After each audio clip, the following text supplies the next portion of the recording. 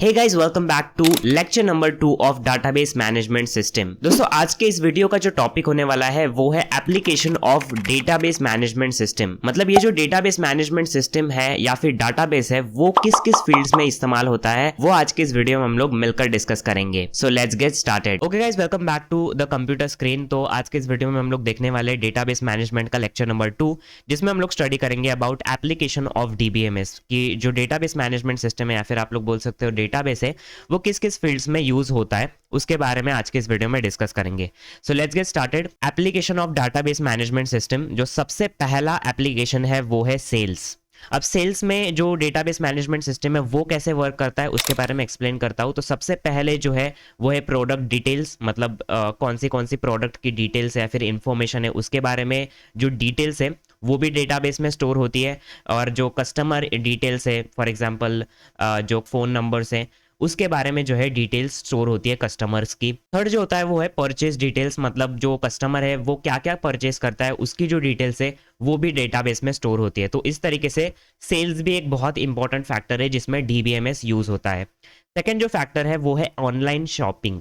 अभी online shopping भी sales की तरह ही है, उसमें भी ऑर्डर डिटेल्स होती है, यूजर लॉगिन डिटेल्स, मतलब अगर आप लोग ऑनलाइन शॉपिंग कर रहे हो तो वेबसाइट के ऊपर विजिट करोगे, लाइक अमेजॉन और फ्लिपकार्ट हो गई, तो इन सारे वेबसाइट के ऊपर जब आप लोग लॉगिन करते हो तो उसके भी डिटेल्स एक डेटाबेस में स्टोर होती है। तो उस सारी डिटेल्स को आप लोगों को स्टोर करने के लिए एक मैनेजमेंट सिस्टम की जरूरत पड़ती है जो कि डीबीएमएस है। देन रिव्यू डिटेल्स, मतलब अगर आप लोग किसी प्रोडक्ट को परचेस करते हो तो उसका आप लोग रिव्यू देते हो तो उसकी भी जो डिटेल्स है वो भी स्टोर करती है डीबीएमएस, दैट इज डाटाबेस में स्टोर होती है और उसको मैनेज करने के लिए डीबीएमएस यूज होता है। नेक्स्ट जो फैक्टर है वो है क्रेडिट कार्ड।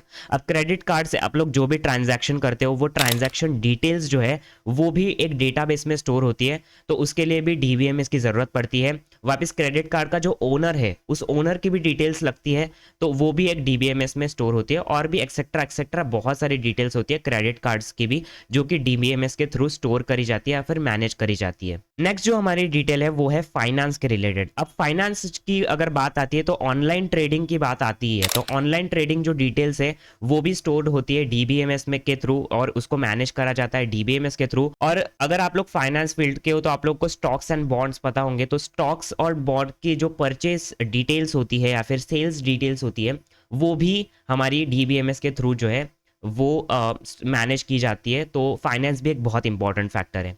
नेक्स्ट जो पॉइंट है वो है रेलवे। अब रेलवे में सबसे ज़्यादा डेटाबेस मैनेजमेंट सिस्टम का यूज़ होता है क्योंकि जो ट्रेन्स की जो पैसेंजर की डिटेल्स होती है, मतलब जो भी पैसेंजर जो रिजर्वेशन कर रहे हैं उनकी डिटेल्स हो गई। फॉर एग्जांपल ट्रेन का जो शेड्यूल हुआ, मतलब ट्रेन का एक टाइम टेबल होता है उसकी डिटेल्स हो गई। फॉर एग्जांपल रिजर्वेशन की डिटेल्स हो गई, मतलब किस कस्टमर में या फिर किस पैसेंजर ने जो है रिजर्वेशन किया है, रिजर्वेशन नंबर क्या है, वो सारी चीज़ें वो सारी डिटेल्स हो गई। फॉर एग्जांपल अकाउंटिंग जो होती है उसकी इंफॉर्मेशन हो गई, और जो ट्रेन है उसके रूट्स एंड अल्टरनेट रूट्स की जो डिटेल्स है वो भी सारी चीज़ें डीबीएमएस के थ्रू या फिर डेटाबेस मैनेजमेंट सिस्टम के थ्रू ही मैनेज की जाती है।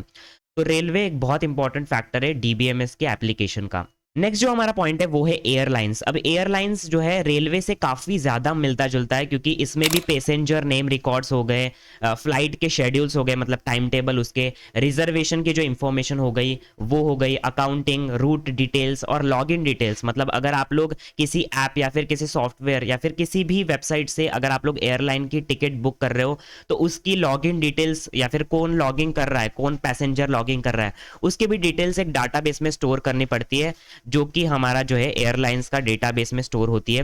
तो यहाँ पर भी जो है डीबीएमएस काम आती है। अब अगला जो एप्लीकेशन है डीबीएमएस का वो है बैंकिंग।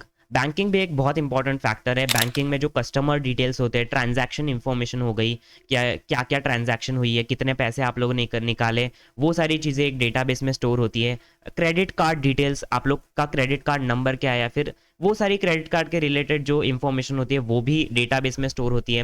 अकाउंट्स की डिटेल्स, अब अकाउंटिंग तो आती है बैंकिंग में, उसकी डिटेल्स हो गई।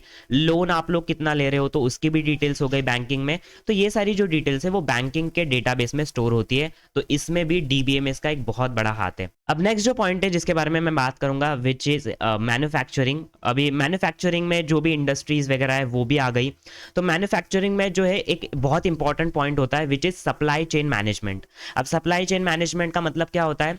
तो अभी देखो मैन्युफैक्चर जो कंपनी कर रही है, फिर जो भी इंडस्ट्री मैन्युफैक्चर कर रही है उस प्रोडक्ट को, तो वो तो ऐसे तो प्रोडक्ट को मैन्युफैक्चर नहीं करेगी। फॉर एग्जांपल पेंसिल का अगर मैं एग्जांपल लूँ, तो पेंसिल में जो है उसको भी कोई प्रोडक्ट की ज़रूरत पड़ेगी। फॉर एग्जांपल ग्रेफाइट है जो कि लीड को बनाने के लिए हेल्प करता है, वुड है जो कि पेंसिल के जो आउटर जो कवर होता है उसको बनाने में हेल्प करता है। तो ये होता है सप्लाई चेन मैनेजमेंट, मतलब जहाँ से ऑब्टेन करेंगे जो इंडस्ट्रीज़ है, वहाँ से ऑब्टेन करेंगे इंडस्ट्रीज़, फिर इंडस्ट्रीज़ पेंसिल बनाएंगे, फिर स्टोर में सप्लाई करेंगे, फिर स्टोर जो है वो कस्टमर को डिस्ट्रीब्यूट करेगा। तो ये सारी जो है सप्लाई चेन मैनेजमेंट की डिटेल्स रखने के लिए मैन्युफैक्चरिंग कंपनी है वो भी डाटाबेस को मैनेज करती है। नेक्स्ट जो डिटेल्स है वो है details of production of items. अब इसका क्या सीन है? तो प्रोडक्शन ऑफ आइटम्स मतलब जो भी आइटम्स प्रोड्यूस हो रहे हैं जो इंडस्ट्रीज में या फिर कंपनीज में, उसकी डिटेल्स जो है वो भी रखना बहुत ज़्यादा इंपॉर्टेंट है। नेक्स्ट जो पॉइंट है वो है आइटम्स इन वेयर हाउस। तो आइटम्स इन वेयर हाउस मतलब जो भी आइटम्स बनाने के लिए, मतलब प्रोडक्ट बनाने के लिए जितने भी आइटम्स लगते हैं तो वो वेयर हाउस में कितने क्वांटिटी में है, या फिर उसके भी बहुत सारी डिटेल्स होती है, उसके लिए भी एक डाटाबेस लगता है। नेक्स्ट जो पॉइंट है वो है स्टोर सप्लाई इंफॉर्मेशन, मतलब स्टोर को कितना सप्लाई कर रही है। अभी ये जो इंडस्ट्री है वो किसी स्टोर्स को डिस्ट्रीब्यूट करेगी ये सारे मतलब प्रोडक्ट्स, तो वो उसकी जो इंफॉर्मेशन होती है वो भी डाटाबेस में स्टोर होती है। देन है कस्टमर इंफॉर्मेशन, मतलब जो कस्टमर्स उन्हें ले रहे हैं तो उसकी भी इंफॉर्मेशन रखना बहुत ज़्यादा इंपॉर्टेंट है। तो मैन्युफैक्चरिंग के जो फील्ड है उसमें भी डीबीएमएस का बहुत ज़्यादा बड़ा हाथ है। अब नेक्स्ट पॉइंट के ऊपर बात करूँ विच इज़ यूनिवर्सिटी। अब यूनिवर्सिटी की अगर बात करूँ तो स्टूडेंट्स इंफॉर्मेशन हो गई, टीचर इंफॉर्मेशन हो गई, नॉन टीचिंग स्टाफ जो होता है, और कोर्स इंफॉर्मेशन, मतलब यूनिवर्सिटी में कौन से कोर्सेस है, जैसे कि कंप्यूटर इंजीनियरिंग हो गया, इंफॉर्मेशन टेक्नोलॉजी हो गया, ग्राफिक डिज़ाइनिंग, और भी बहुत सारे कोर्सेज होते हैं अलग अलग यूनिवर्सिटीज़ के। तो इस सारी चीज़ों का इंफॉर्मेशन डेटाबेस में स्टोर करना एक बहुत इंपॉर्टेंट चीज़ है। नेक्स्ट जो पॉइंट है which is our last point and that is telecommunication. अब टेलीकम्युनिकेशन में कॉल डिटेल्स हो गई, रिचार्ज जो डिटेल्स हो गई, बैलेंस डिटेल्स हो गई, ये सारी डिटेल्स स्टोर होती है। तो इसके लिए भी डीबीएमएस बहुत इंपॉर्टेंट रोल प्ले करता है। तो ये सारी जो चीज़ें हैं वो है एप्लीकेशन ऑफ डीबीएमएस। अगर कोई पॉइंट छूट गया होगा तो आप लोग मुझे कमेंट बॉक्स में कमेंट करके बता सकते हो। ये वीडियो आप लोग को कैसी लगी मुझे कमेंट बॉक्स में ज़रूर कमेंट करना। अगर अच्छी लगी तो इस वीडियो को लाइक करना, चैनल को सब्सक्राइब करना, साथ ही साथ बेल आइकन को भी क्लिक कर देना ताकि आप लोगों को इंपॉर्टेंट वीडियोस की नोटिफिकेशन मिलती रहे। बाकी मैं मिलता हूँ आप लोग से नेक्स्ट वीडियो में। Peace out.